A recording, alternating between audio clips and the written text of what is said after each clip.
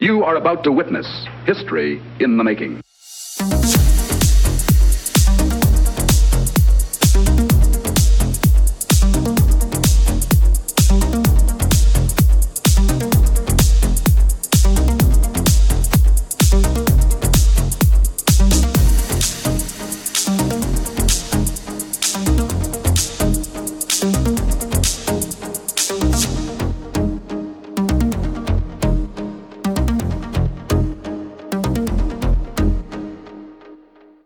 What's up, guys? It's episode 56 of the Pop Culture Gamers podcast. That sounds different than normal, but anyway, it's Steve here as usual, and alongside me, Hayden. How you doing? I'm doing fine, thanks, Steve. Did we miss a week? We did. We missed last week. Okay, because I just suddenly thought, hold on a minute, we're a week behind. Yeah, we missed last week because, unfortunately, if you remember, I got in contact with you and said, I'm going to have to cancel this week because I had to take my wife for seeing a dentist in an emergency to Hull, which was 92 miles away. How friggin' ridiculous is that? Well, yeah, exactly. I mean, we have a dental plan. And in that dental plan, it says you get access to an out-of-hours dentist. Oh, okay. Cool. Yes, you do. It's 111. So it's like the... it's like everybody else does. It's NHS. Yeah. So you're not actually getting anything extra. So this is something I'm going to be talking to our dentist about. But it's not the first time it happened. The first time I had an abscess and I found out that their advertised out of hours contact number was actually what everybody has without having to pay. And I remember having a discussion with my dentist who said, well, I'm a family man and I've got my family. What do you expect me to do? I said, come out when I phone you. That's what I'm paying for. So, he and I didn't see eye to eye on that. To say the least. But, to find out that after they said that they'd ceased that practice of advertising that and had improved things, that it's still going on, I'm going to take that further, I think, because I'm paying money for something I'm already getting. Yeah, that seems a bit silly, doesn't it? Yeah, but unfortunately, because my wife had a wisdom tooth removed, and not sensibly, she decided to have it done at the dentist rather than in a hospital. And normal sort of stuff, become infected, blah, blah, blah. So when we phoned up, because she was in an awful lot of pain, and she said, they said, nearest dentist's Hull, so we had to travel 2 hours to get to Hull, so that, we could, get her emergency dental treatment, which unfortunately meant that we didn't get back until about 8 or 9 o'clock at night. So last week was not a good weekend, and she's still suffering with a tooth. So it's pain, isn't it? It is. Yeah, literally for her. So what have you been up to this week then? Well, the last couple of weeks, it's been the end of the project that I've been on. So that has launched, and it launched on time. what can I say? That's on time, exactly the way it was supposed to, with minimal of fuss, which is exactly what I wanted to happen.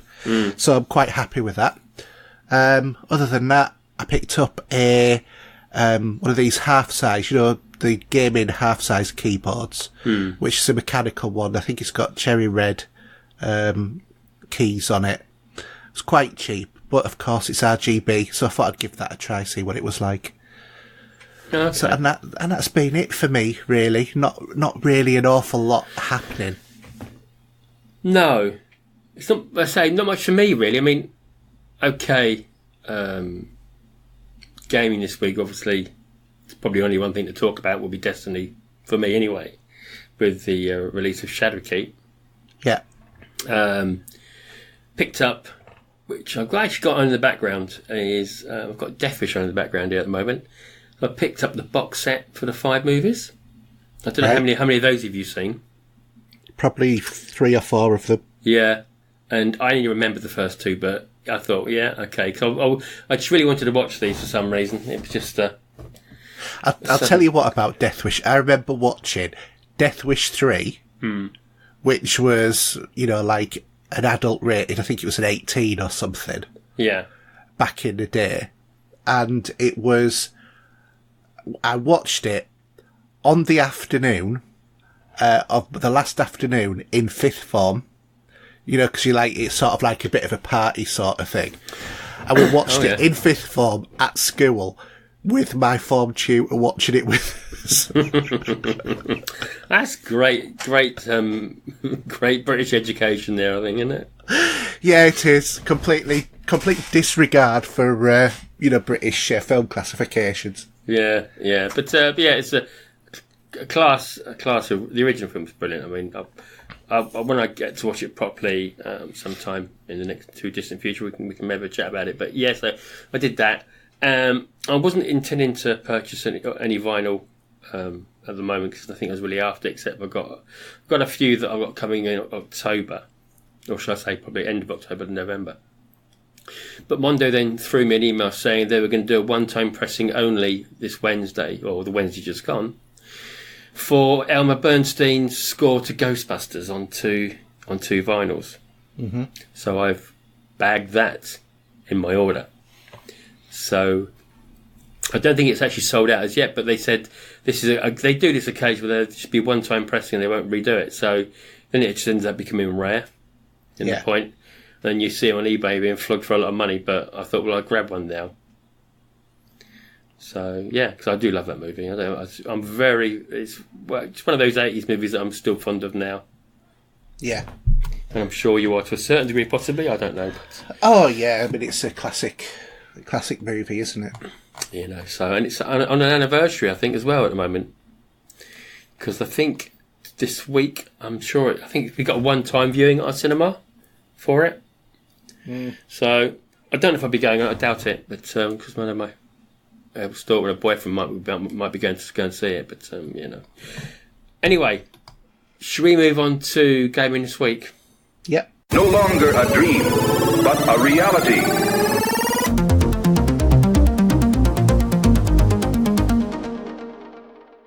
Okay, so one little gaming news. I think Aidan, you put this in. Do you want to talk about it? Yes, it's just a bit of a shout out for all of our PC gaming friends. Yourself, you mean? Myself as well, yeah. Red Dead Redemption 2 is finally coming to the PC on the 5th of November. I think that needed a release sooner rather than later. I'm sure that everybody on PC will get over it. Yeah, because obviously with their new game coming out next year, they think if you do this before Christmas, get people to play that, so before they all start playing... Oh, do you know what? It's gone right out of my head, but you know what I'm talking about. Cyberpunk, so... Well, that's not Rockstar, is it? That's 3D Projekt Red. Oh, sorry. Yeah, why do I think that's the same? CD Projekt Red. So, yeah, sorry. Don't worry about that. Just forget that. Yeah. It's been a long day. Anyway, yeah, so I'm going to... As I said to you earlier about the tiny writing in this Word doc we're using, do you want to do the new releases? Okay. So... the new releases this week. So on the Switch, on the 8th, we've got Call of Cthulhu. I've actually got that on the Xbox to play, actually. Mm-hmm. And we've also got PC digital only is John Wick Hex. PC, Xbox, Switch and PS4 is Trine 4 The Nightmare Prince.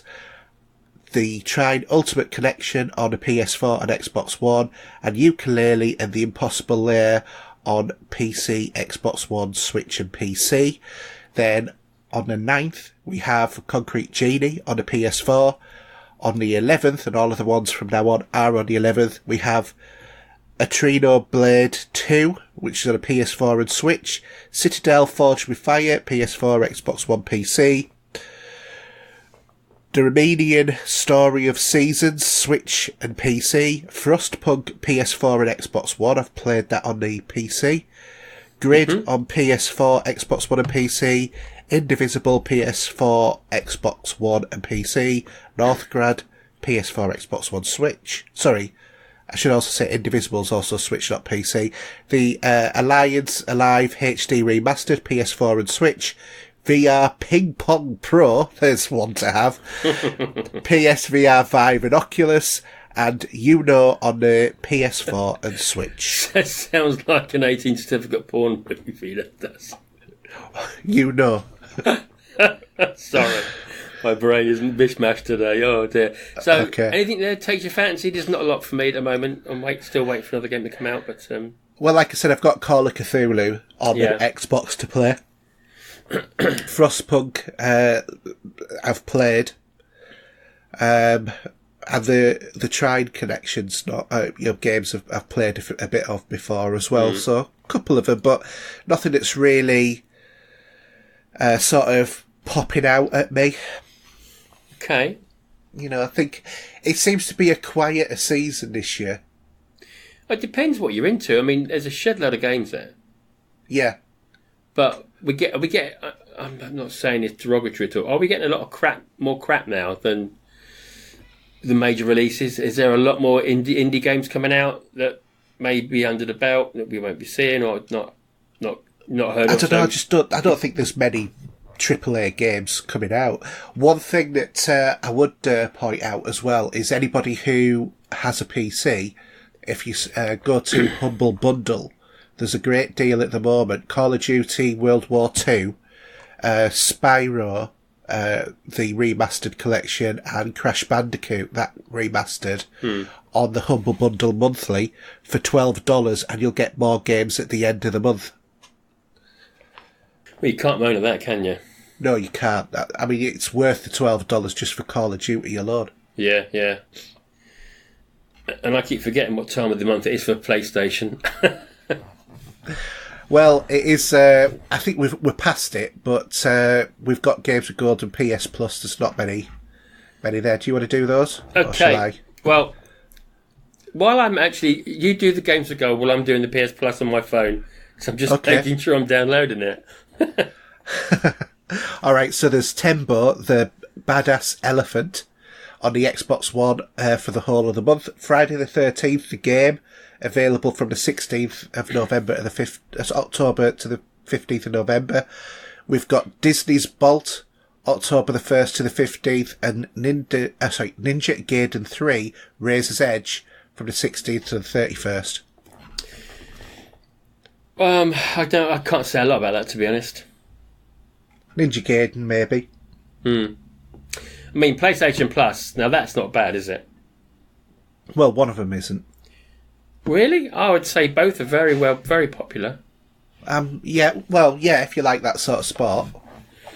So, Last of Us Remastered, which I already still have. Have you got that as well, I must imagine? I have, yeah. And MLB The Show 19. Yeah. Now, it's funny because I've owned... I think when I got it is maybe 2 years ago. So, what I'm going to do there will be to definitely give that a go. If I can find it on this app, which I can't, how ridiculous is that? That is strange. When you go there, okay, let me go to PS Plus. There we go, probably find it on here. So I'd be looking forward to picking that up. You didn't happen to catch the PlayStation Plus? They've done a sort of a swing around with how that all works and the pricing now. Yes, it's gone down to... it's the PlayStation Now, isn't it? Yes. And it's now $50 a year. Yeah. Not bad if it's what you're after. No. I mean, for that amount of money and the content that you get in there, there's about 300 games or something like that on it, or maybe more. It's worth the £50 a year. Yeah. But yes, again, it's something I think I don't... Well, we're sort of getting a tie-in now with Xbox, how that works. Yeah. I think PlayStation should look at that themselves. It should be really put together as one package. I'm sure seeing as that both Microsoft and Sony copy each other. I'm quite sure that will happen. Sometime. At some point, yeah. Yeah. But So, we've also got Twitch games as well. So we've got Adam Wolf, we've got The Walking Dead Michonne, Stranger Things 3 the game, Deadlight Director's Cut, which is quite a good game, and Serial Cleaner for anybody who's got OCD. oh dear. Okay. And what else you got here? You got The Epic Games launcher as well on PC. You can get Surviving Mars free from the 10th to the 17th. Ah, okay. So if there's plenty to play. Absolutely, there's absolutely loads to play. I have to admit, my Epic Games really started to come on now. I must have about 30 in there, I think. And I've not bought a single one of them. Yeah. That's crazy, isn't it? It is. I'm not complaining. But will you get to play them all, though? Come on. I have played a couple of them. Not all of them, but you might as well just claim them in case you do want to play them later. Yeah, true. You know, it's PC. They'll be there as long as the launchers are available. Yeah, as long as the license is available. Yeah. So, cool. So, swiftly on. Should we go to what we've been playing? Yep. Do you want to do your other stuff you've been playing first? Before we leave Destiny till last? I can do, yeah, sure. So I've been playing a few different games. First off, I finally had a go at Superhot. So never really fancied this much. And then I was watching my son play it on VR when we went to Insomnia. And I was quite intrigued by it as a game because it's got quite a strange sort of premise. It's sort of a first-person shooter in a very small arena, against bots, obviously. But the way that it works is the more you move, the more that time moves.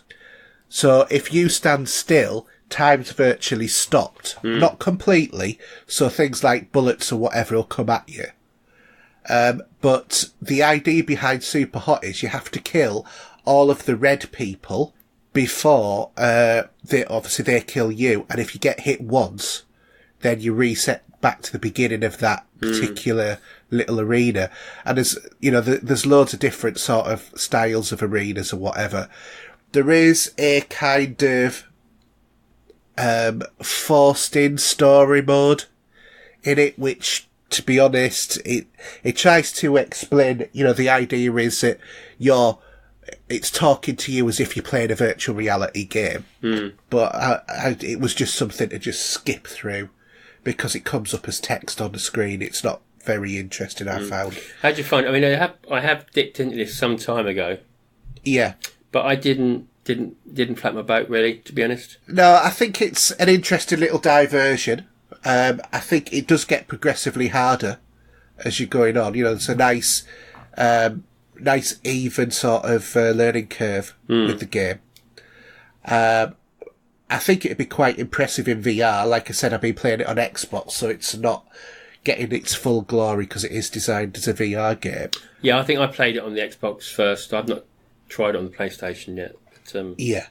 No, it held my interest for about 15 minutes, to be honest, and just... I played it for a few hours. Oh, okay. Yeah, I played it for a few hours just to try and really get a sense of the feel, but it is quite repetitive after a time because it is exactly the same sort of thing. And you pick up a gun, there's so many bullets. Once you've done that, you can throw a gun at someone, and then if they drop their gun, you can pick that up and start shooting, or you can fight people with your fists. And then there's also like samurai swords in the game as well. So there's a few different sort of things, and you can throw things like bottles and stuff like that. But it's a very cultivated sort of art style because the environments are white, and then it's only like objects that you can pick up are black, and the other people are red, and that's about the whole colour scheme. Yeah, of the game. Saves on the creation side, doesn't it? It does. I mean, it's quite an original concept, and what's quite nice is when you've actually killed everybody that you're supposed to, it then does a replay of the whole thing, but at normal speed. So, and it's obviously not in a way that you would ever be able to play it at that speed. Yeah. But it's quite entertaining to watch. Like I said, it's just this interlaced sort of story that they've tried putting in. It just didn't float my boat at all, did that. But ultimately, I think it's just a bit repetitive, and I think it loses something being in a 2D, well, a 2D, 3D game, if you know what I mean, as opposed to, non-VR version. Yeah. Okay, cool. So that's Superhot. My next one is I've completely fell back in love with the Hitman 2 franchise. Okay, because you are a bit of a fan, I must admit. I was, yeah. And, well, I've always been a fan, but I've been playing quite a lot of it recently. And what I've been doing is going back over some of the missions that I started off and trying to find alternate ways to do them rather than really progressing in the story. Because it's one of those games of there are just so many different ways to complete missions. Even if you've just got the prologue, which is like the demo of the game, you get 3 missions where it's spread across 3 environments spread across, I think, 5 missions, which get, increasingly more complex, but teaches you everything that you need to know of the game. Yeah. So if you can, get hold of the demo and have a go of that, because it is actually the first part of the game.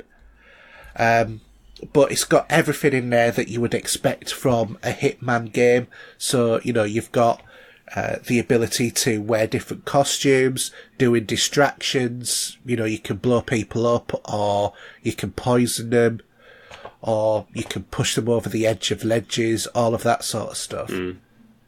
And it's just really good fun. But what I've enjoyed even more are the 3 sniper levels that are in the game, because I've got the expansion pack for the game. And on that, the main game comes with 1 sniper level, which I've done almost all of the objectives on there. And there, so there's like ducks to find, gnomes to shoot. Yeah, it's based around a wedding where there's 3 people to kill, and one of the things that you have to do is ruin a wedding. So that involves things like shooting the bouquet, shooting the microphone out of a singer's hands, and shutting up a piano and somebody playing a trumpet or something, I can't remember what it is, blowing up the cake. There's all sorts of things to do to just make it a really bad wedding for this person, who is the daughter of one of the targets that you're going for. But the challenge is, as well, is when you shoot people, you have to shoot them to get better scores, and obviously not trip alarms. You have to shoot people so that they will be hidden by the environment. So, for example, there's loads of guards wandering around the place, but it's near a cliff edge. So if you shoot them in the head, they'll fall backwards and over the edge. Or if, one will be sat next to a pool, you shoot him in the head, he'll fall back and he'll fall into the pool and sink to the bottom. So there's all of that sort of stuff. You can do all of the environmental accidents. You get 3 types of bullets. You get normal bullets. You get armor-piercing bullets, which basically means wherever they are on the map, you can shoot at them, and you'll hit them if, you've aimed correctly. Yeah. So if somebody's running and they go around the back of a building to escape, you can effectively shoot through the building. Yeah. And then there is, like, concussion bullets, which have sort of, like, got a little explosive So they'll blow up on impact, and anything within a certain radius will die. Cool. So that's that's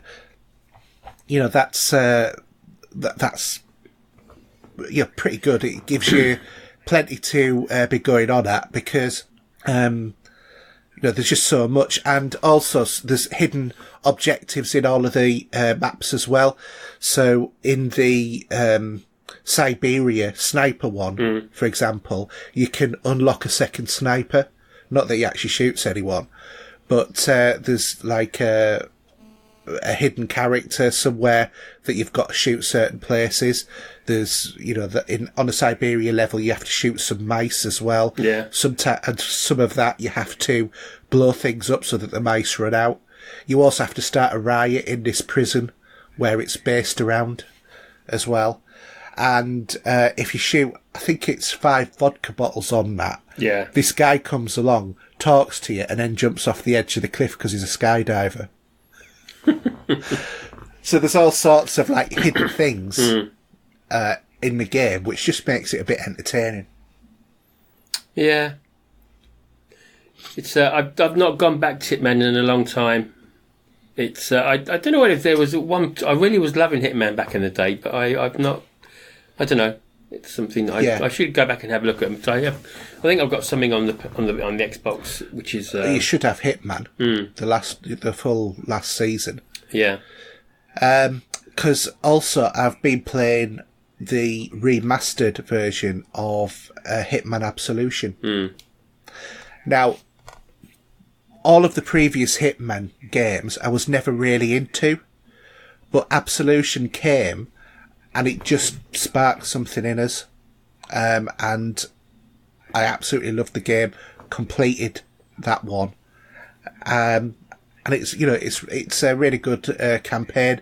The remastered version on the Xbox looks quite nice. It's still, you can tell it's not to the same standard as Hitman, the new one, but it still looks good. Yeah. And what's quite nice as well is you can do contracts, so you can go in, do a kill and get out, and then you can save that so that your friends can actually play it as well, or anybody online, which is quite good. And there's that sort of thing that you can do as well, so it just makes it really entertaining. Yeah, cool. Let's face it, we all want to be an assassin, don't we? If we could.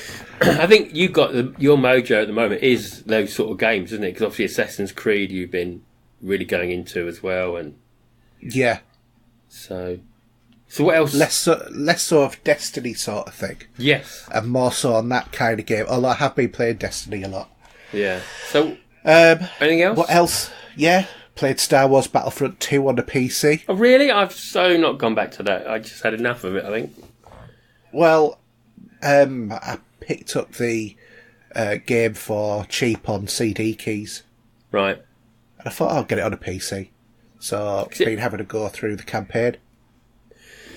Yeah, because Christmas ain't far away for the next Star Wars movie. I'm going to probably yawn about that, but hopefully not.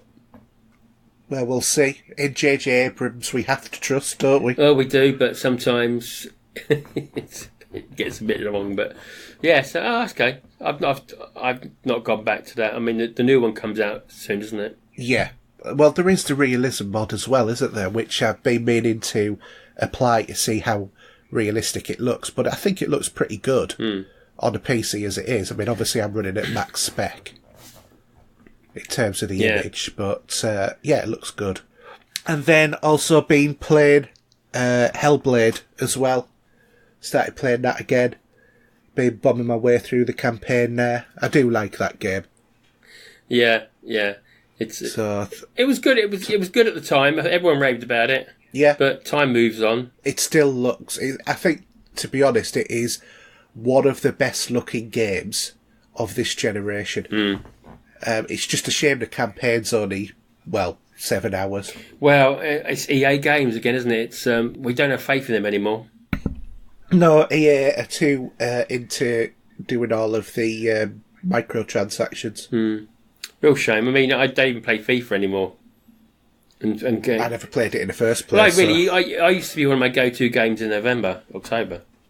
Yeah. But, I mean, the thing is, though, is look at how much FIFA depreciates compared to other games.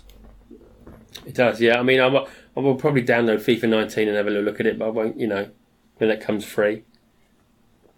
I can never understand why they don't do an upgrade to the FIFA game every other year, and then say that the intervening years is like an expansion, so it just gives you the latest teams and stats and stuff like that. It could always be an expansion until they make a significant update in the graphics, maybe, or in the gameplay, or something like that.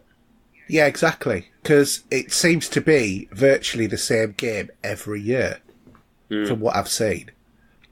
So, unless there's a quantum leap forward, I can't see why they just don't go down that sort of route now. No, that's true.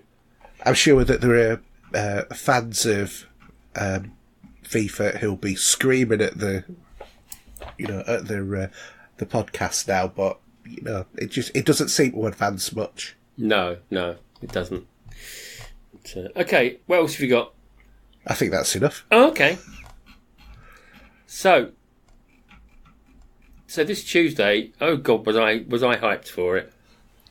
And it was crazy because Destiny servers were down Monday for a day for the update. Mm-hmm.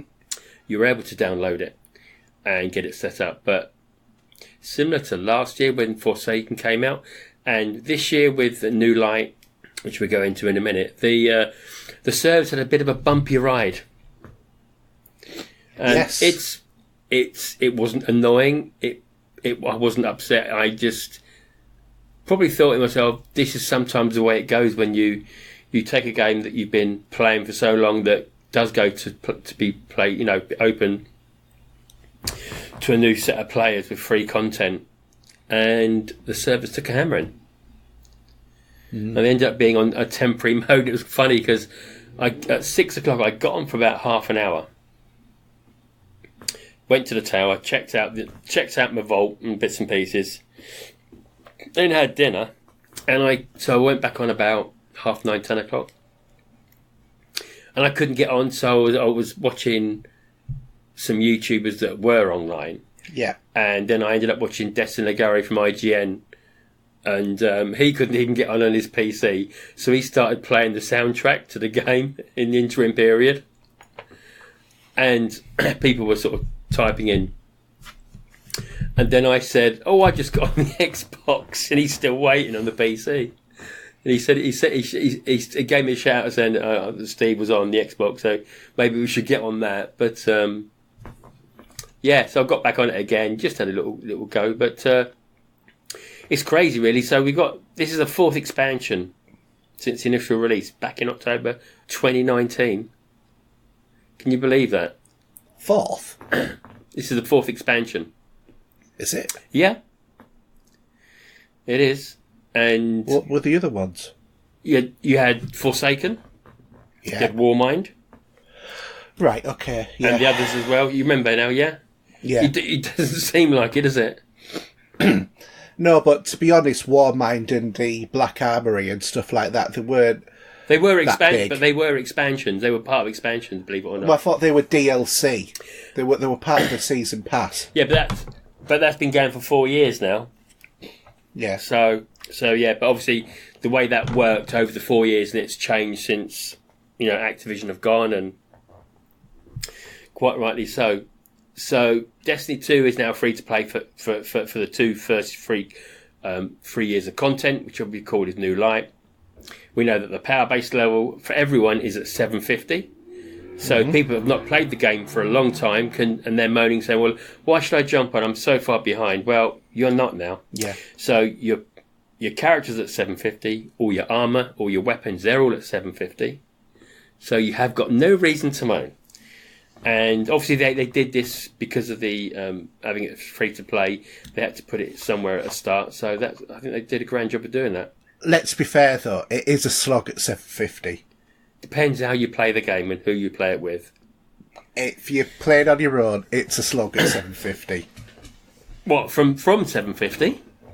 At 750, if you're playing, some of the bits, you have to be a fair bit more tactical than if you're 100 light further up.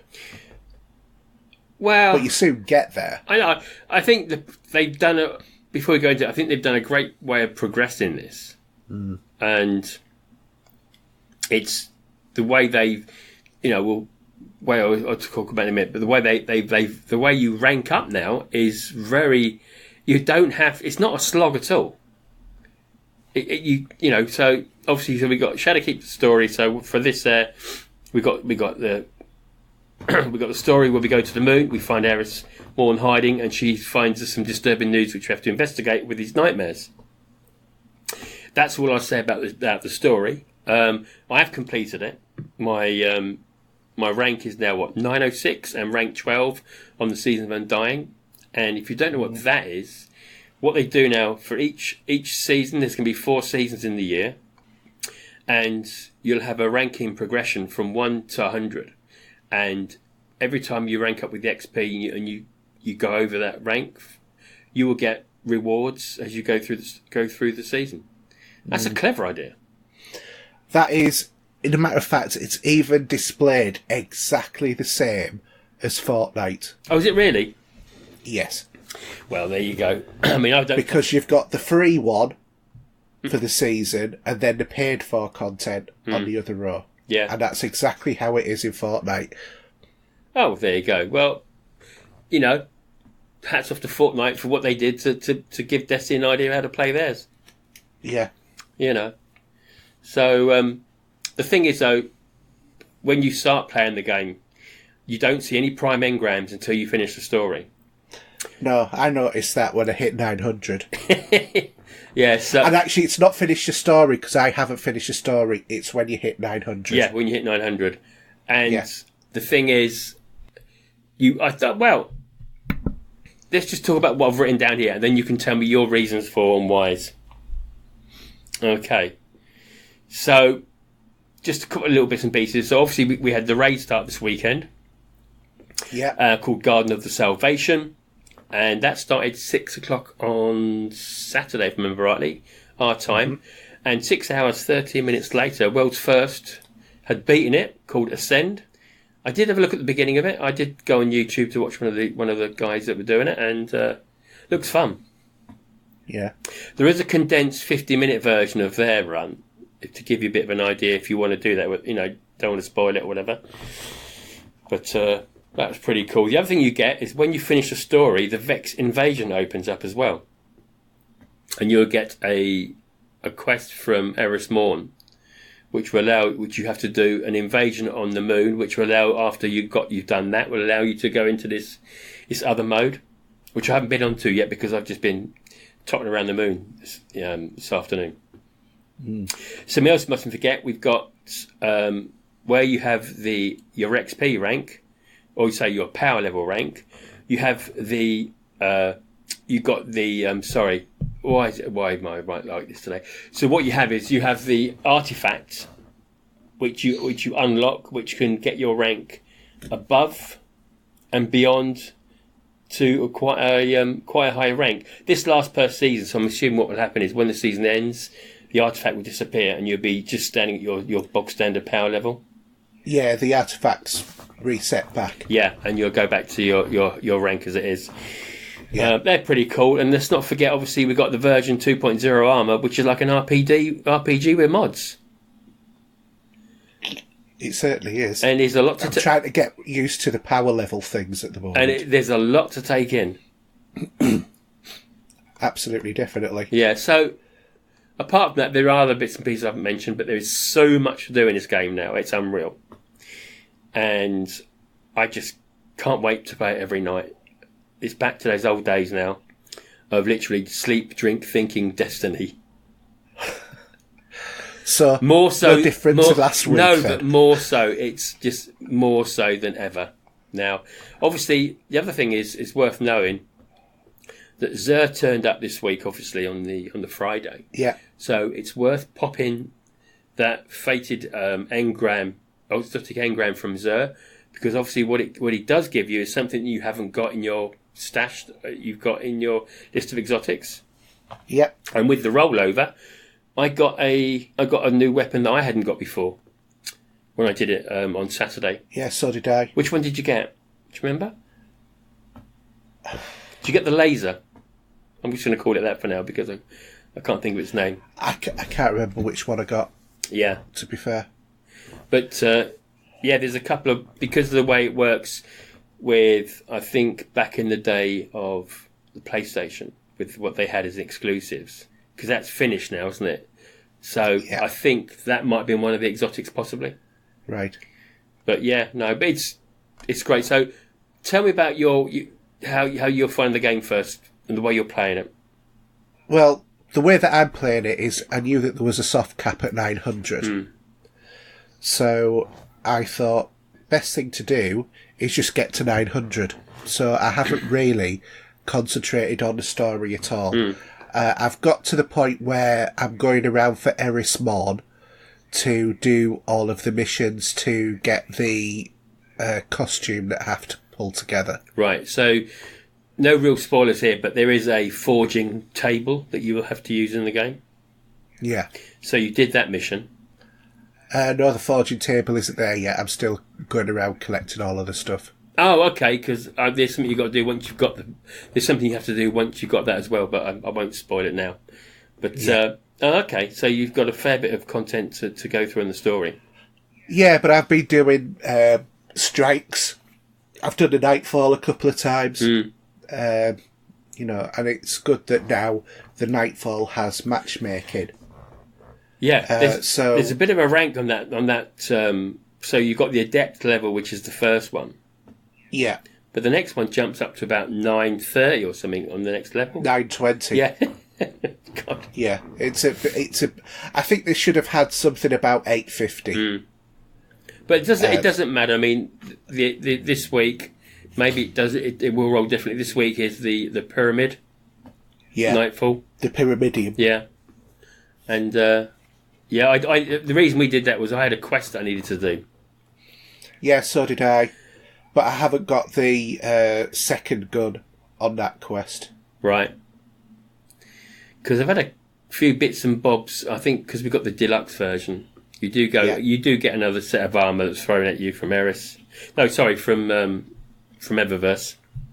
Yeah. And we've got some other bits and pieces. There's a rocket launcher and a hand cannon.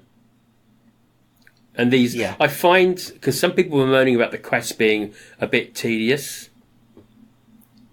but these quests for some of the weapons that I've been playing, they're a bit shorter. They're well shorter, especially for the ones for Eris.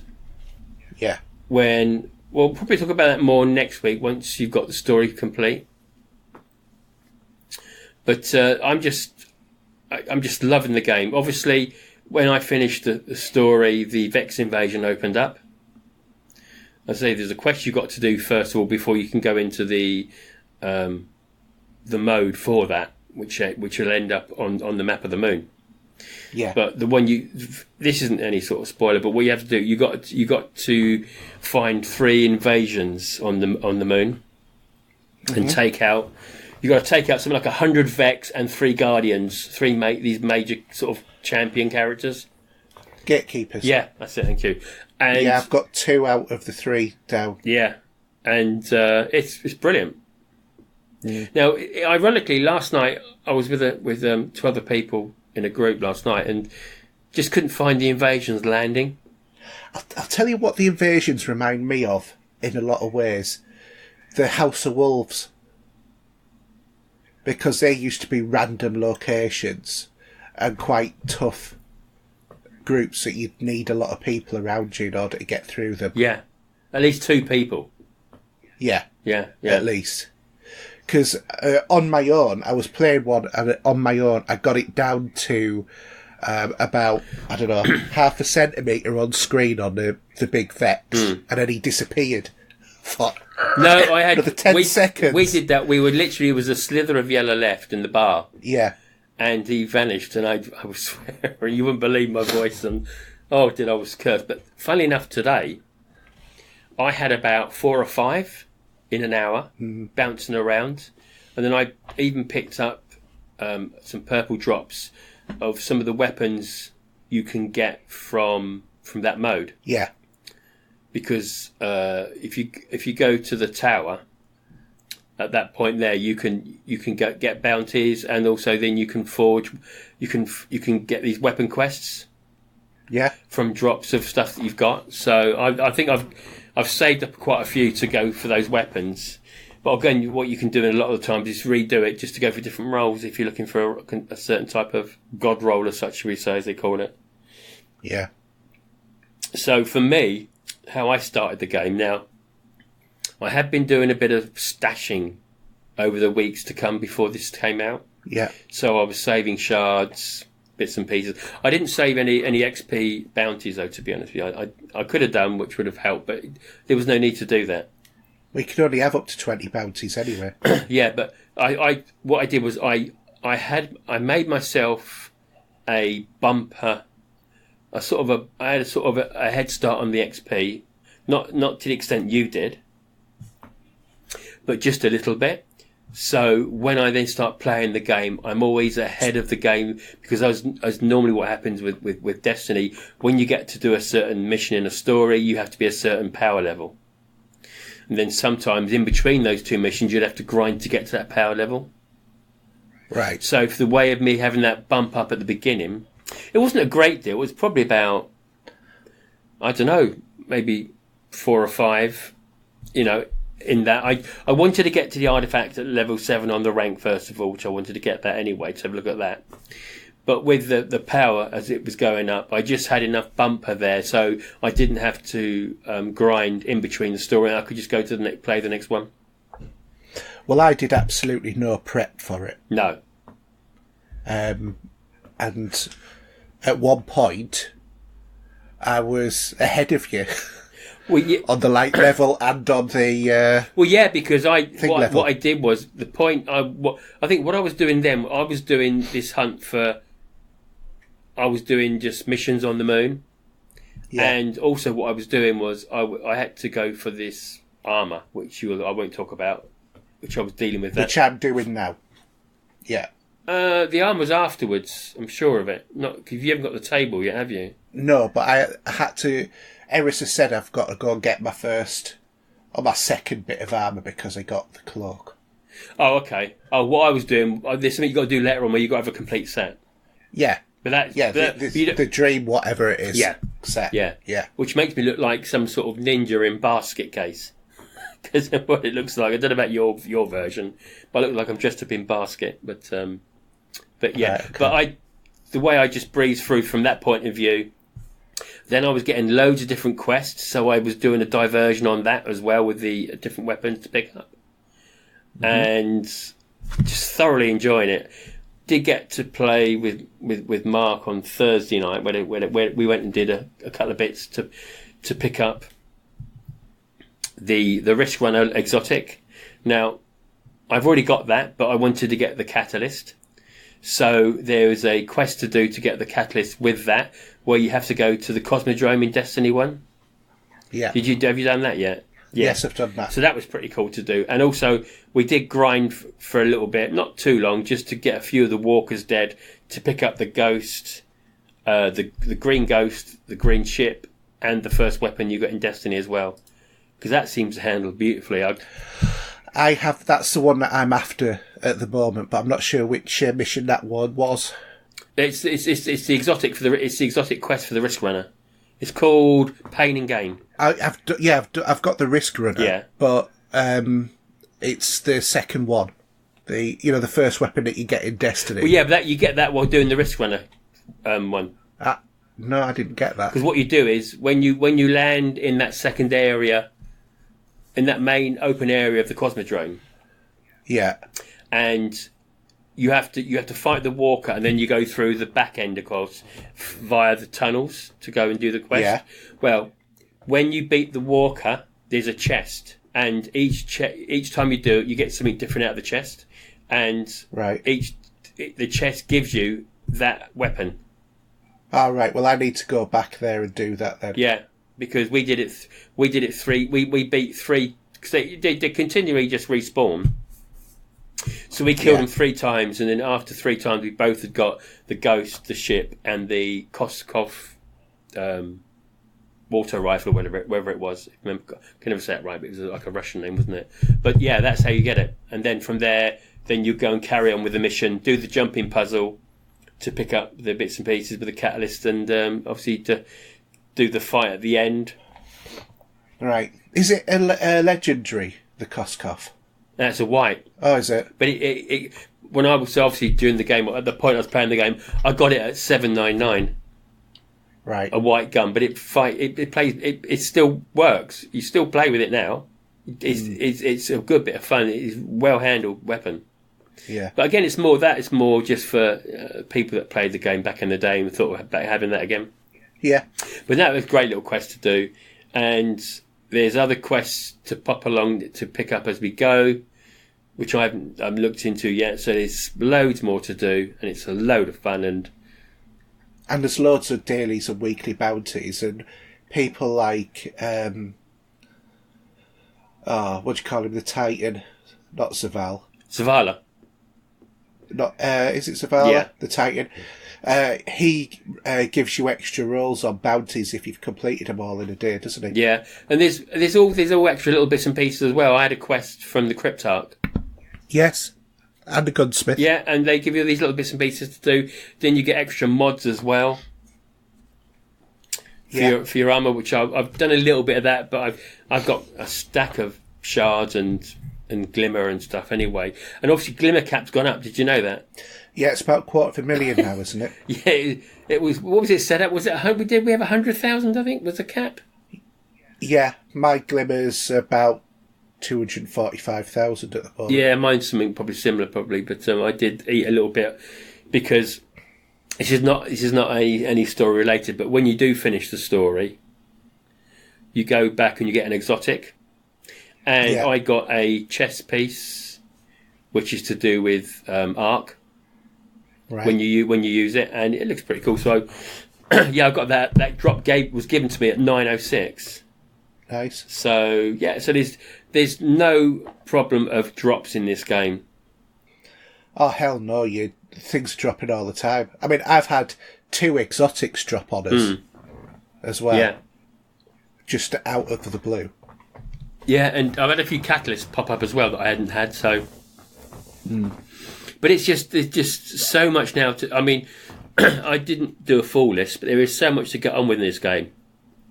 Yeah. And anyone says that this game is now not up to scratch isn't probably a Destiny fan, I think. You know, and I've noticed I've been playing when I've been in the wild, should we say, with a few new players. Mm-hmm.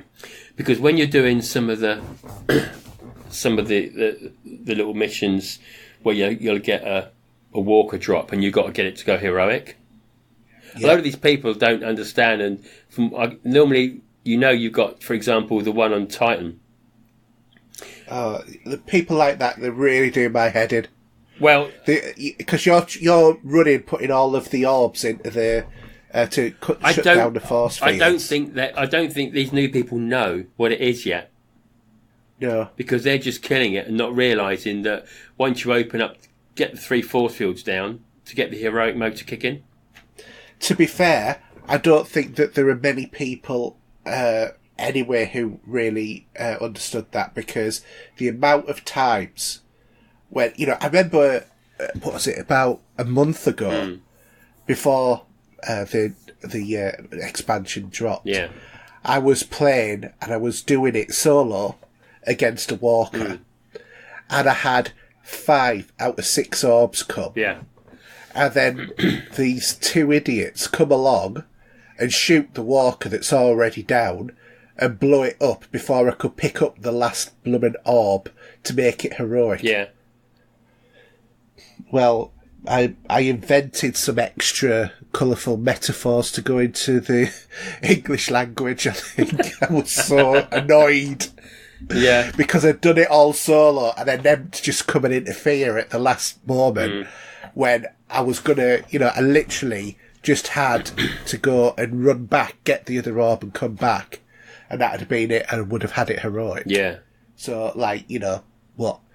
30 seconds, they'd taken it down the life on it to that. It was just, urgh.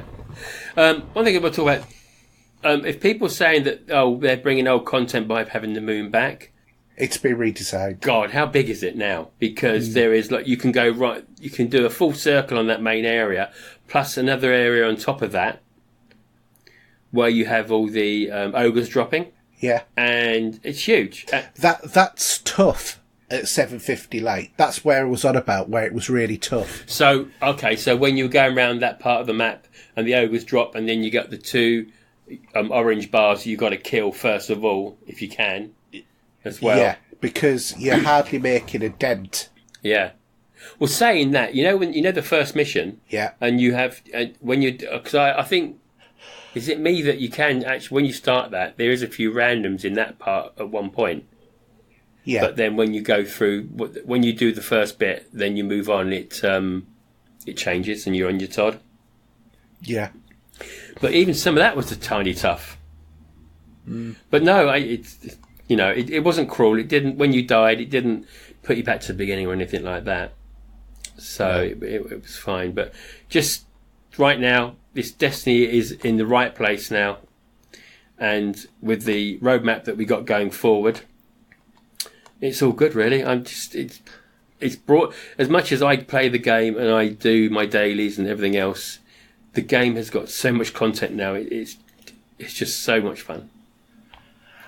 One question I've got to ask you though, for the Risk Runner mission, where you have to go and find Cade's cache, and it's the jumping. Yeah.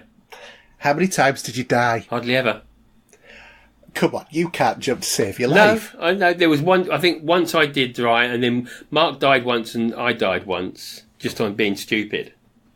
But it was only basic platforms, jumping from left to right. And there's one there which actually I think Mark died briefly, and then I said no, and I went back to one, and you could jump from there over to the other, and it was high to low, so you had that level to float down. Yeah. Yeah, that was nothing. That was not like back in the day of one of the raids when we were doing, I remember rightly, where there was a thin ledge and you had to jump all the way down to the bottom and get on that ledge, if you remember rightly. Yeah. But maybe it's, well, say you don't play with me anymore, so you don't know what I'm like, but I think it might have changed slightly, that I probably got used to playing like a warlock now and sting like a bee but float as much as I can. Yeah, because I remember as... Was it a raid? It was one of the raids we were doing that we completed, and it was the one that was on Venus, wasn't it? I can't even remember. It was a Vex. It was a Vex one.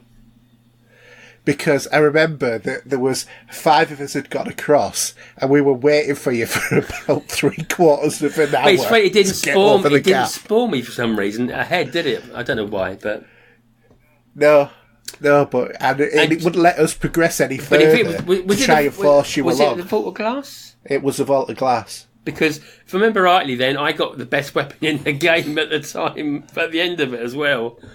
Because, the one that's got a weird looking underarm section. I can't remember what it's called now. Yeah, and it was like when we did the one on the moon against Oryx. Crota. God, Crota, sorry, and I got Jesus. Yeah, and I got the first time we did it. I got the best weapon, and it was some American kid who had been, playing with us. Well, I say a kid; he was about probably in his late teens. But I remember this American kid saying this time he was going to get this weapon, and it was the best weapon in the game at that time as well, and I got that, and he didn't get it still, and he'd done it about 20 times. That was a great raid, because obviously we had that off to a T.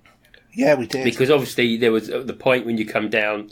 Obviously, if you're a hunter, you go there invisible and move forward, and we come behind you and stuff like that. But they've got rid of the invisibility on hunters, and I used to love that. There is invisibility still there. No, there isn't. Because what was I doing? I was playing the other day, and I had you can go invisible, but I don't know how long it is. Before, you used to be able to kneel. Yeah. And then after about 3 or 4 seconds, you'd go invisible. Now, that ability is gone. Well, maybe. Someone was invisible to get me out of trouble the other day, so that worked. There is a thing of if you know not the grenade, but the alternate that you've got. You know, the alternate throw thing. Yeah. That can make yourself and allies invisible. Yeah. So for about 3 seconds. Yeah. But if you remember, I remember the first time that we ever did that raid on the moon, and we couldn't get past like the 4th or 5th light, and then in the end. Do you remember he used to just say, right, you wait here and I'll go and run ahead. And I used to get up to the goblet, the ogre thing, and destroy that. And then it just used to open up the whole thing, so you used to follow through. Because then when you went over the bridge, then there was a cheese to get across the bridge there. And then obviously at the end, you were charging your weapons up when Crota was coming out, when one of you would get the sword. To go and take him down as you were playing it, otherwise you're wiped, whatever. But yeah, no, I'm going to have a look at the video for this latest raid, so I do want to give it a go. Evidently, the original Destiny's still going, though. It'd be quite good to go back and have a bit of a game on that and see, you know, just for old time's sake, sort of thing. Yeah. But I'll tell you something else on the moon as well that got me is the new patrols.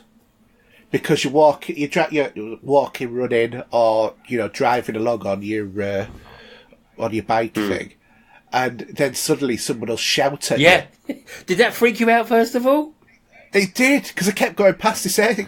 Well, where the hell is it? And it was in the secondary where there's like the flying saucer sort of building, crashed into the side of the wall, sort of thing. Yeah, and I drove over this gap, and then I heard this voice, and I couldn't see it, and I went over it about 7 times before I found this bloke underneath this ramp right underneath. Because what's really clever now, because you've got NPCs there, which are the missions. So before it used to be just a projectile that was stabbed in the ground that was lit, and you would then go over to it, hit X or whatever, and then it's more like the Dreaming City, exactly. Isn't it? In that sort of which respect. is much better. And they've kept. I'm glad. I love that idea, and they've kept it in this. But also, the moon sounds creepy. There's this eerie music going on all the time as you're going round, and even when there was a mission I was on for Eris, which you'll get to do for one of the weapons, and the quest is pretty simple. You'll have to kill X amount or with a weapon, blah blah blah, but then you got to find like a necklace or something like that, and these necklaces are in the depths of the Hellmouth, so you got to go down, and I'd forgotten how it is a real maze. It's more so now than ever, so I had to find this necklace, and I had to go really near the bottom, right to the bottom of the Hellmouth to pick it up, and then once I did that, I just handed it over to Eris, and she gave me the weapon, but yeah, no, it's brilliant. It really is good. Really enjoying it. Anyway, should we move on, because we got a bit of movie talk to do? Yep, let's move on. So let's go to movies, TVs and streaming. In quest of a better life,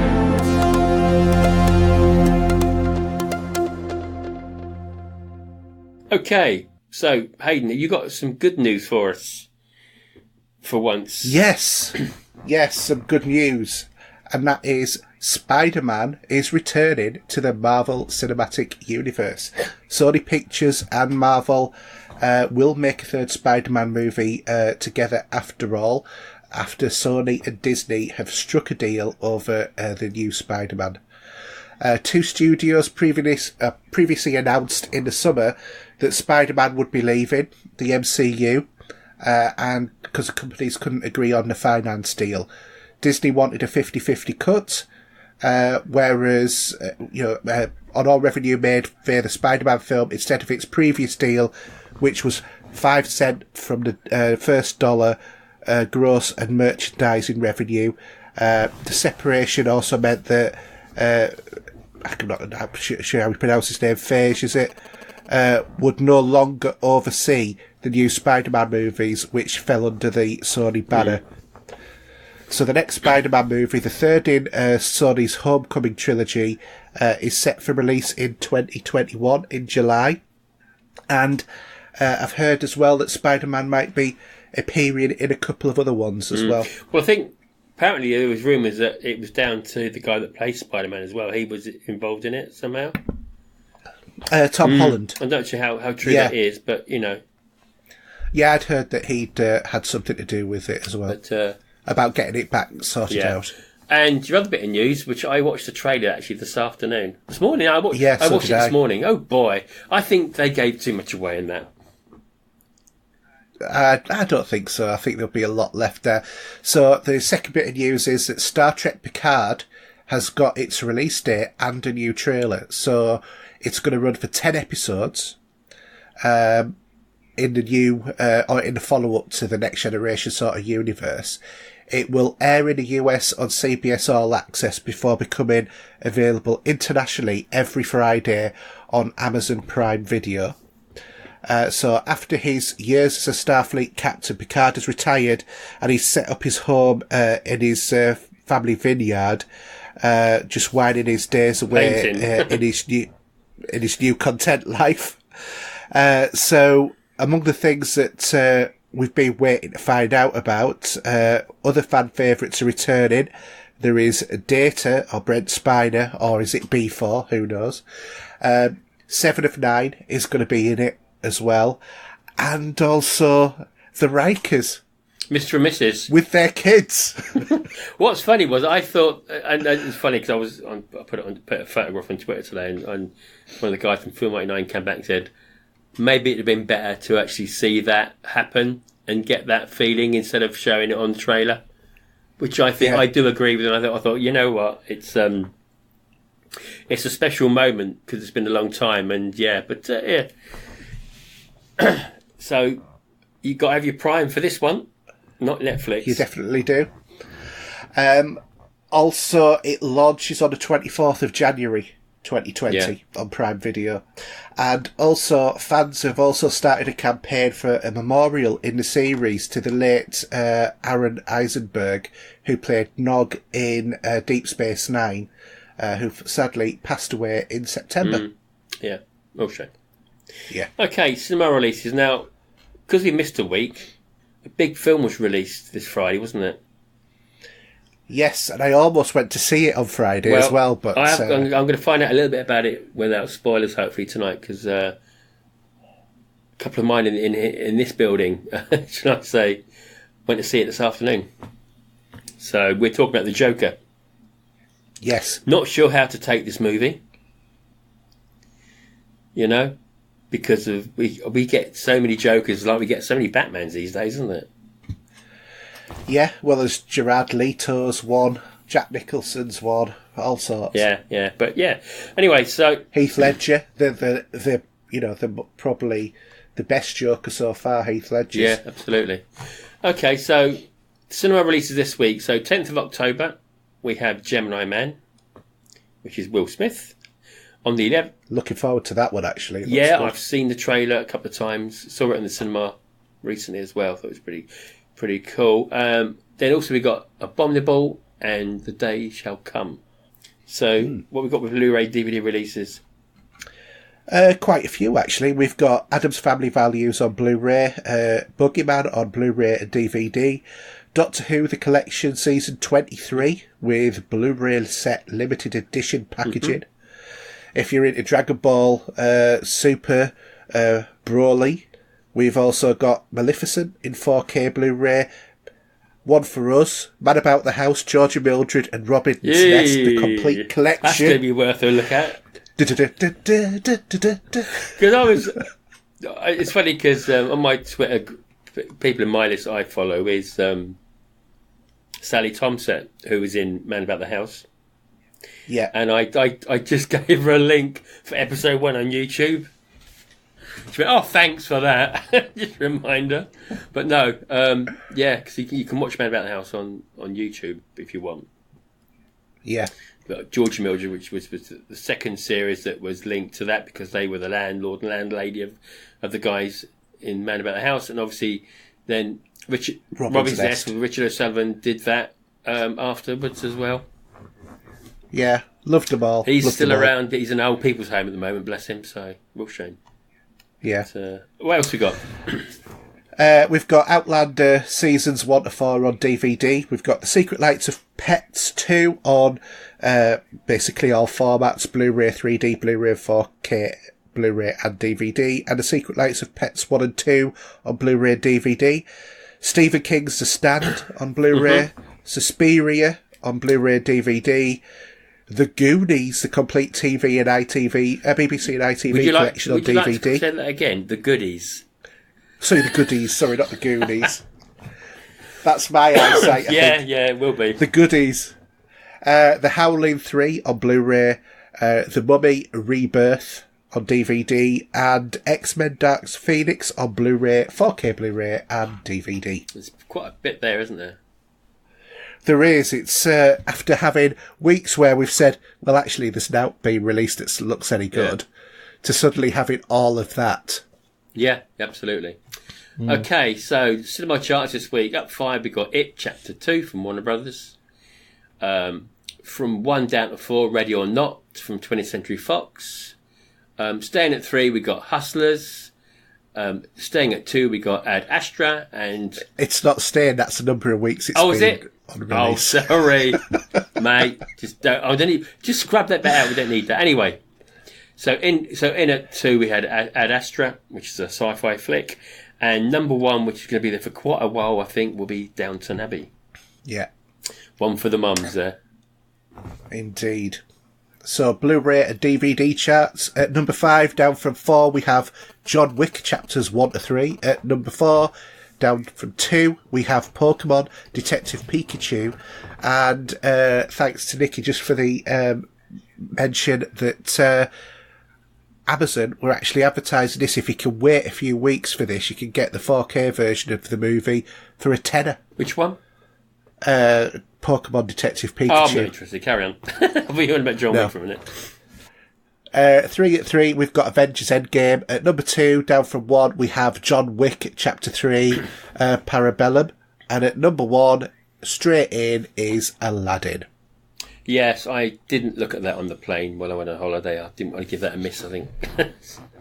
Yeah, I'm not interested in it. I like the original with... the original cartoon version, but I'm not interested in live action. No, I don't blame you for that. So, while I haven't got what I've been watching on there, if you want to do yours, will I bring it up on the Internet Movie Database and on my phone? In the grand scheme of things? Yep, so I've been watching, the first show I've been watching is on Netflix, and that is called Criminal. Okay. So this revolves around interviews of suspects in a high-tech interview room. The only place you ever see is the interview room, the outside room, and the recording room. And it's basically a great drama. It's got some good faces on there. There's been David Tennant, who obviously played Doctor Who, as one of the suspects, and also Hayley Atwell, or otherwise known as Peggy Carter. Oh, yeah. And she looked completely different. She had pink hair. Pinky purple hair. So I was looking at, when you're looking at her, you're thinking, I know that face, but I can't quite, and it just put me off just enough. But yeah, and it's just really good, great drama, and there's loads of versions of this, because there's Criminal Spain and Criminal France or something, where it's the same sort of setup, but and they're dubbed as well. But I've been watching the English version. Okay, cool. So well worth a watch if you like, crime dramas. The second show I've been watching, and I've nearly got to the end of it now, is Being Human. Yes, I remember this being on the BBC at the time. It was, yeah. It was on the BBC. It's now on Netflix, and it's a show about a ghost, a vampire, and a werewolf living together and trying to be human. So basically, in the show, vampires hate werewolves. Werewolves' blood can kill vampires. They don't normally get on. Normally, vampires cage werewolves and have what they call dog fights, at that time of the month. when it's a full moon. And it stars Leora Critchlow as Annie, who is the ghost. She was murdered by her ex in the house where they start off. Russell Tovey as George. I think I can't remember what George has been. He's been on The Flash. Yeah, I know. Is it the girl in it? I recognise her because she used to be in Casualty, or she still is. Yeah. Not that I watch Casualty these days, but I just remember seeing her for some random reason. I noticed her. it was a trailer or not. Yeah, and then Aidan Turner as Mitchell, who's the vampire, and he was on. I can't remember. Do you know? It's completely gone off my head. It's all right. I had it for a second, and then it just went out of my head. What he's been in recently, but it's one that all of the women have been, like swooning over him. Paul Dark. Because he's a guy who, was showing off his chest and all of that.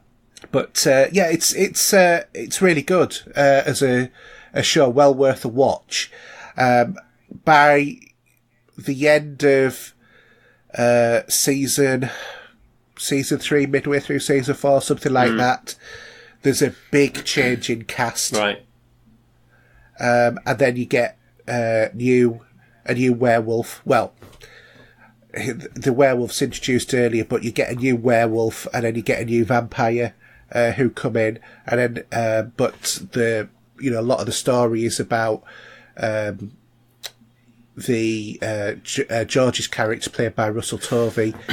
He's him and his girlfriend Nina, who he turns into a werewolf by accident. They end up having a child who's like the saviour sort of thing.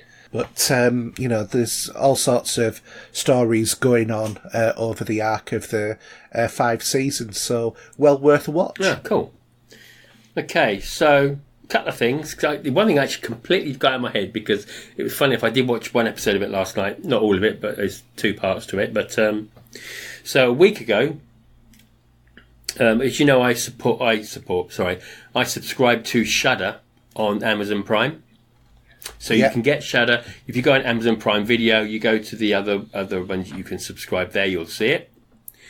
And started last week on Friday was a Shudder exclusive and an original series by them, and it's called Creepshow. Oh, yes, I remember Creepshow. So you remember the 2 movies that came out back in the 80s? Yeah. I do. It is exactly like that now. They've kept the atmosphere, the comic book scenes. It's like it was made in the 80s, and it's brilliant, absolutely brilliant. The first episode came out last week, and within that you have 2 episodes. It's a 45-minute show. So the short story is about 22 minutes long. The first one's called Grey Matter. This is by Stephen King. And after the death of a loved one, a drinking habit becomes instainable. That's what that was. No spoilers here, because you've got to watch this to see it. It's brilliant. And the second one is called Dolls. Sorry, it's called the House of the Head. And a doll's house are Evie's favourite companions, where a severed toy head appears out of nowhere in her house, and she's trying to protect the dolls in the house from that. It sounds balmy, but it was really good, really creepy. And last night I started to watch episode 2, because this is a weekly show, not a binge watch, unfortunately. There's 2 stories. One's called Bad Wolf Down and The Finger, and I watched Bad Wolf Down, which is basically a werewolf story during World War II. Right. And it is a good show. This is the executive producer, actually, from The Walking Dead, has been involved in it, so a little bit of colour in there. But if you're a fan of the Creepshow movies of the day and you want to check this out, you can subscribe to Shudder and see that. So I did watch a movie last night, and this is called The Night Sitter. Okay. This was from the director that brought us the Final Destination movies. Right. So it's a horror story with this like comical tinge to it. So basically what this is about is we have a babysitter coming to look after these two kids. She's actually a con man. I would call her a con girl in this case. And she gets more than she bargains for when she babysits these two kids, because there is a paranormal activity going on in the house. That's all I will say about that on the story. There's plenty of gore. There's a great little score which is very Carpenter-esque with the electronic sounds for that. The cast isn't bad from what we get there. Some good performances with a lot of fun with some great deaths with a sort of Evil Dead 2 tinge to that, if you know what I mean, with the way they were. I do, yeah. And it's on Sky at the moment, so it's free to watch if you've got Sky Movies. Okay. So well worth a watch. Yeah, that's it really. I don't think anything else at the minute is coming out. Oh yeah, we got Modern Family starting in the States at the moment, the last season of that. Arrow's about to start with The Flash, and they're near the end of that. I think they're about three or four episodes in on the filming of that. That comes in October in the States. So hopefully we get it pretty much a week later, I think. We got The Good Place. Yes, which I need to go back to season 2. 2? Yeah, I never finished it, did I? Well, so it's season 2 on Earth, if you know what I mean. Season 3. So what is it? It's season 4 now. Sorry, yeah. So season 3, I only watched 2 or 3 episodes. I lost it. Look. Yeah, you need to watch that. Yeah, I lost faith in that. But is that a weekly or is that bingeable now? Weekly. Okay, so that'll be bingeable at some point then when they get through. So yeah, all good with these. But this is the final season. It is, yeah. That is apparently so. So plenty of good stuff to watch on the old streaming services. Yeah, I watch more streaming now than I do normal TV. Yeah, I think actually other people in this house do that more than me, actually, to be honest. But they got more time in their hands at the moment for that. But yeah, so okay, cool. So, but last but not least, we've got questions. John, what's happening to us?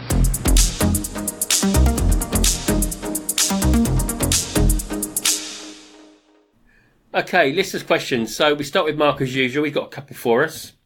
The first one: when was the last time you took a day off for a new release? Hayden. The Forsaken. Mine was Destiny, but I think I had to take the day off after the day of release because they sort of kick off in an evening, don't they, now? It's not a midnight thing. No. Where I think back in the day, you got a game released, you got the midnight, then you can play it, and then have the rest of the day to play it. But yeah, not done that for a long time now. No, me neither. I don't think there's any need to, really, is there? No, not really. Because, well, depends upon how desperate you are to play the game. Mm.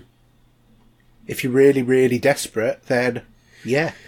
Well, sometimes I take a day off anyway, and I just carry on playing the game I've been playing. So yeah, well, that's what I'm doing tomorrow. That and just building something as well. Okay. So. For the house, yeah. For my desk. Oh, okay. So I'm just building a little bit extra to hide some wiring along my desk. Okay. Right, question 2. Mark, go on, go for it. Who will release the next generation console first? Steve. Well, as we know, Xbox is being released holiday next year. Yeah. As the Americans call it.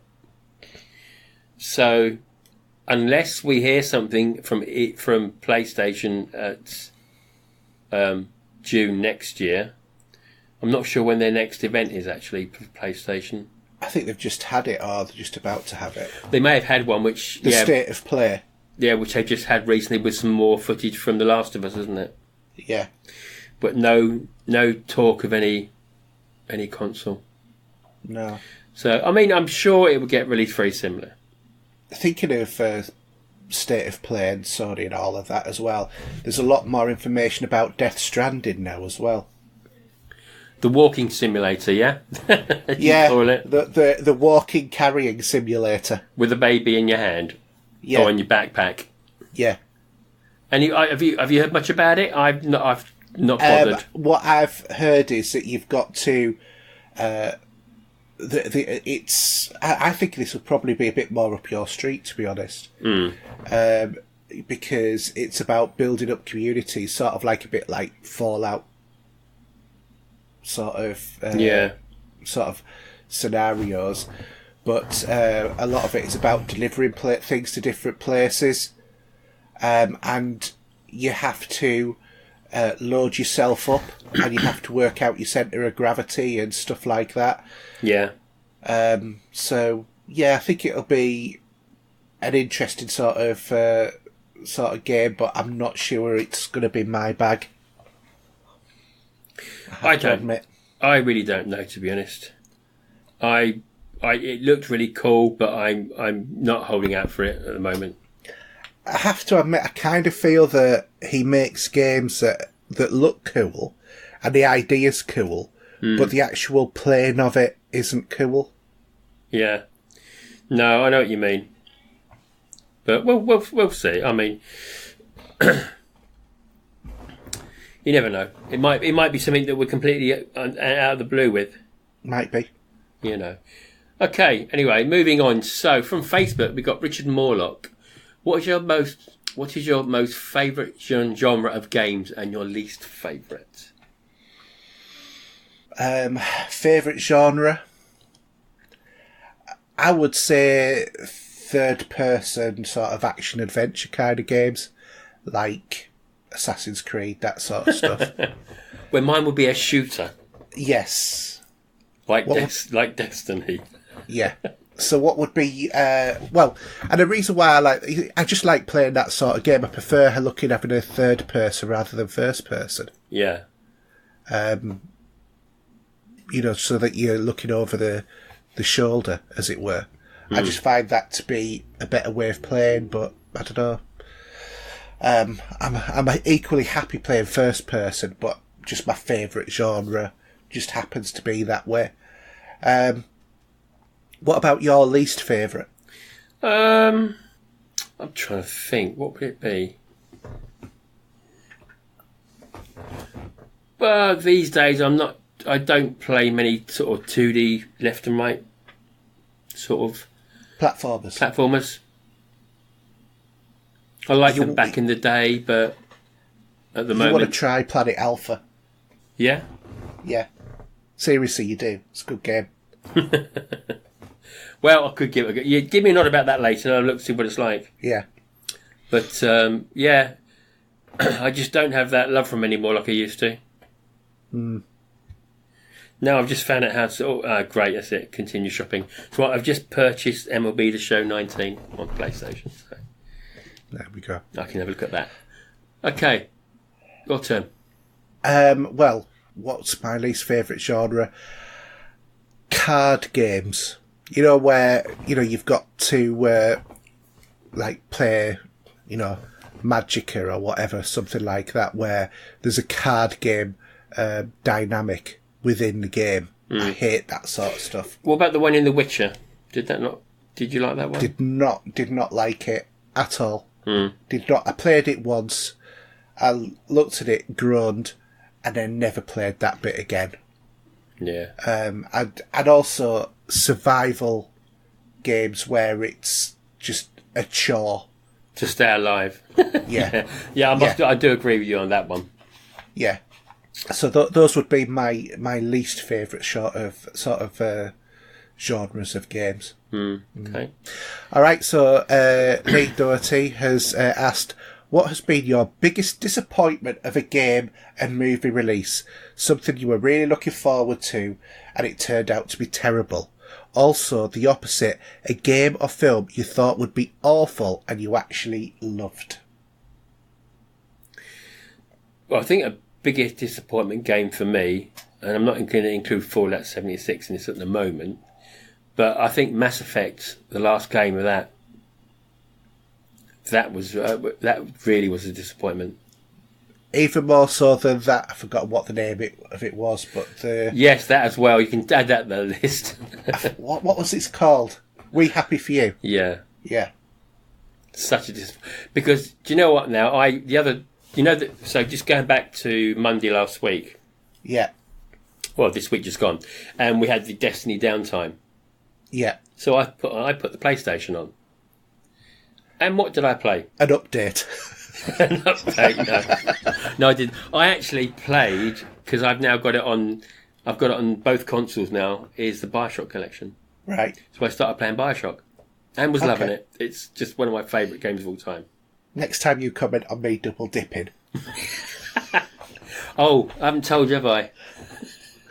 Something else I've double dipped on as well. Destiny. Forgot to mention that. I can't say anything because I have as well. Yes, so but not on the same platforms, or not on, both the same platforms. Well, no, you can. Yeah, I've got it on Xbox and PlayStation now. And I've got it on PC and Xbox. Yeah, you still haven't come over there, have you? You still not come into our world? No, because to be honest, I'm enjoying playing it on the PC much more than on a console. Mark and I are very disappointed, you know that. Because we could do with a third person, but Aiden's not going to get involved anymore. I'm sure you'll get over it, but I will get on there. You're right. Yeah, I will. Anyway, moving on. So Jason Toon is saying... I haven't answered mine yet. Haven't you? Oh, sorry. Go on, moving on. Go on, crack on. Right, okay. So, biggest disappointment of a game. I haven't done a film yet, but we'll go there in a minute. Yeah, I would have to say that the biggest disappointment of a game, I would agree, is Mass Effect. Andromeda, particularly, because they were given years to produce it. It's such a loved franchise, and it's killed it. Movie, biggest disappointment, The Last Jedi. Yeah, that was what I was going to say. Yeah. Well, it was because let's face it, it's Star Wars. And do you know what? I'd rather have had 10 Phantom Menaces to 1 Last Jedi. Because it's a matter of fact, the amount of things that I've said about that movie, it's awful. Yeah. Okay. So. What's your movie then? It was Star Wars. All right, okay. Okay. Right. So we have to do the opposite now. The best ones. Oh, do we? Yeah. What's the opposite? A film and a game that you thought would be awful and you actually loved? I can't think of one right now. That stumped me. What about you? I think that's more difficult, really, because you tend to start doing stuff with, a bit more, don't you? Well, back in the day, we were willy-nilly just downloading anything and everything. Oh, I'll buy that. Whatever. Do you know what I mean? Or I'll rent that. I tell you one... no, I can't think of anything at the minute. Sorry about that, mate. I'm going to say Hitman Absolution, actually. Because I'd never been a fan of the Hitman franchise until then, and that completely turned me around. Okay. Completely. Movie-wise... I can't think of a movie. Yeah. To be honest. That's all right. At least you got one of them out of it. Wait for the next question. All right. So Jason Toon says your house is on fire, and your family are safe, but you run back in to save 3 pieces of tech, collectibles, or games. What would you go to save? My PC. And my phone. Phone's always in my pocket. That's no problem. Yeah, but I think, say you wake up in the middle of the night, you're not going to put your phone in your pocket in your pyjamas, are you? Yeah, because I've got pockets in my PJs. So you sleep with your phone in your bed, in your hands? No, first thing I do, which is dreadful, is you pick it up, look at the time on it. Yeah, but if the house is on fire, I don't think you're really going to be getting dressed. I think you're going to be thinking, oh shit, the house is on fire. That phone would be in your hand and you'd be ringing 999. No, I'm just saying, don't worry, you can put it in your 3, that's fine. That's fine, don't worry. So what's your 3 then? My iPad. Don't worry about that, get back on the insurance. No, because that is literally all that I would need, because all of my Xbox games will be backed up to the cloud. So not worried about the save games on there. Wouldn't you want to grab your Xbox and drag it out of the room? Or your PlayStation? I know you're going to grab your PC. No, because I would be more concerned with the fact of stuff that I've got pictures on and stuff like that rather than games. But with my PC, I'll have nearly 1100 games anyway. Yeah, you can't grab everything out of your man cave, though, can you? No, exactly. So any collectibles or games in that out of that 3? No, just those would be the 3 things. Okay. Well, obviously we get insurance, so you can probably get a lot of that kit back. Yeah. And you say Destiny and all these games are in the cloud and they're online games that don't need a disc. Mm-hmm. Firstly, that vinyl will be coming out with me in boxes straight away. You're only allowed to take 3 items, so you can't say vinyl and I just say my whole collection. Well, yeah, because it has to be 3 records. 3 collectibles. Well, one of my collectibles is vinyl, and I'm not even going to talk about what I've got to get on with in the next month or 2, but I'm going to be buying some cases for my vinyl. Come on, you can't say that, because I could say my whole games collection, which would include physical media and the machines themselves. No, you have to do 3 individual single items. No, well, that is 3 boxes of vinyl, because it will 300 vinyl roughly will go into 3 boxes, so I'll carry them 3 out the door. That's all I need. Everything else to get back on the insurance. Yeah. I can't replace a lot of that vinyl because it's not pressed anymore. eBay. No, some is, but not everything. That collection now is huge, and a lot of it is single pressings. Some of the like I was talking about Ghostbusters, that's 1 pressing only. And then Dawn of the Dead, for example, they did do a second pressing on Waxworks, which I picked it up, but it's very rare that happens. So anyway, last question. Nikki Wilson, who are your favourite and least favourite actors? Least favourite. Who's the guy that was in St. Trinian's, the recent remake version, and played the wide boy guy that was the original Arthur Daly character? The guy that played Arthur Daly in Minder. He did the original character in the St. Trinian movies. What, Colin Firth? No. He also did. They did a remake of the movie Arthur. Do you remember that in the 80s with Dudley Moore? Oh, I can't. Yeah, I can't. he did. Can't stand him. He did My Bookie book, didn't he? Let me have a look on the Internet Movie Database while we're chatting. Russell Brand. Yeah, can't stand him. He's an absolute tosser. Sorry, I shouldn't say that. Can't stand him, big time. Fair enough. There's more than one reason for that, but I'm not going to go into it now. But yeah, can't be. He's really winds me up. Yeah. What about your? Fair enough. Have you got a not so favourite? Shia LaBeouf. God, yeah. I really can't stand him. Well, it's funny because when we had that last Raiders movie, because that just comes to mind because it's Karen Allen's birthday today. And obviously she recreated her role in the last Indiana Jones movie, where we had Shia LaBeouf as playing the son. One of the worst castings ever. Yeah. He was awful, and he evidently didn't get on with Harrison Ford either. I bet Harrison Ford thought he was a bit of a squirt and didn't want to know him. Yeah, probably. Some annoying child. Yeah. So, you got a favourite to have? There's too many to. I mean, if we're just going to choose one for now, probably Harrison Ford for you, isn't it? Yeah, I would. He's probably one of my favourite, if not my favourite actor. There is so many to choose, and if I choose one now, I'll say, "What about so and so or someone else?" But what I could say, Sir Patrick Stewart.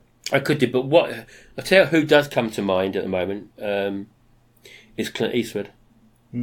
He has done so many movies, and he's done a lot of directing now. His list is tremendous, and what he's given us over the 60s, 60s and 70s and 80s, and now, is great. Yeah.